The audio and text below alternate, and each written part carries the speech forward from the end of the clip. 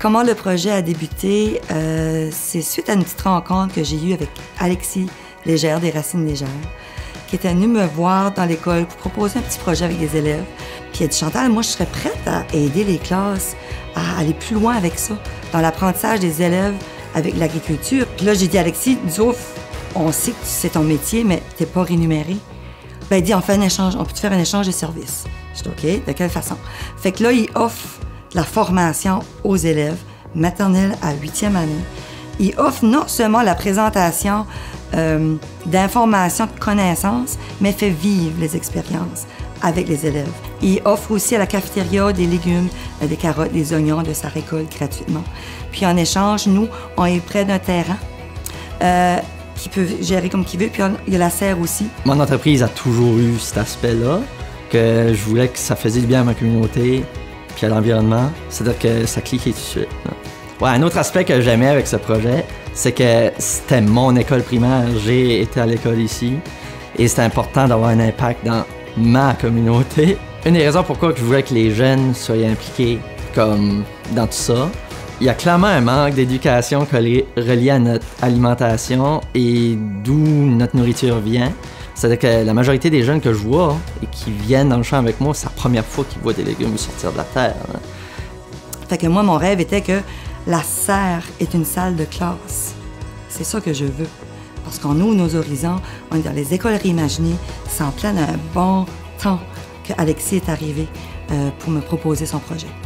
Le fait que j'ai accès à ces infrastructures-là, que j'ai accès à la cafétéria, que j'ai accès au champ, que j'ai accès à la serre, que j'ai accès à cette classe-ci déjà chauffée pour faire ma production, ben c'est un gros stress de moi.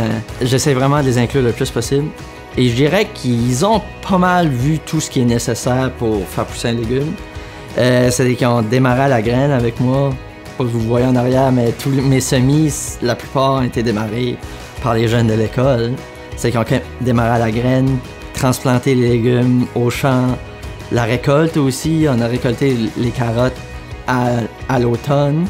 Et il y a aussi d'autres classes un peu plus impliquées qu'ils voulaient avoir des produits à vendre à leur petit marché. C'est que je les ai aidés à développer des produits avec les légumes qu'ils pourraient vendre. Quelqu'un qui veut faire ça, l'important, c'est comme d'avoir le soutien de la direction puis aussi une certaine ouverture d'esprit. Donc, les élèves sont très excités quand Alexis vient. Ils savent que le mercredi, c'est une période, un moment dans la journée qui est dédié pour ça. On le fait conjointement avec les 3e années, donc ça, c'est super intéressant aussi. Des fois, on prend des petits groupes, puis des fois aussi, c'est tout le monde ensemble aussi. Donc, ils viennent les chercher, puis ils sont excités. Les élèves toujours à la main pour pouvoir participer, donc ils attendent cette journée-là avec impatience. J'ai aussi développé comme un peu d'autonomie, puis plus ou moins comme de curiosité à partir de ça. J'étais déjà curieux, mais niveau faire, peut-être un petit peu plus. Fait que les choses que je peux faire ici, c'est comme plus ou moins comme labourer la terre, genre planter des graines, récolter les légumes, puis arroser. La campagne provinciale Verdir l'étincelle, c'est pour encourager les projets d'engagement environnemental et climatique dans nos écoles.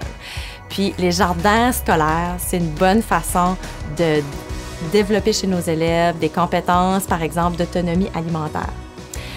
Par leur engagement, surtout au niveau de la communauté, ça va développer une force dans nos communautés de résilience et de durabilité.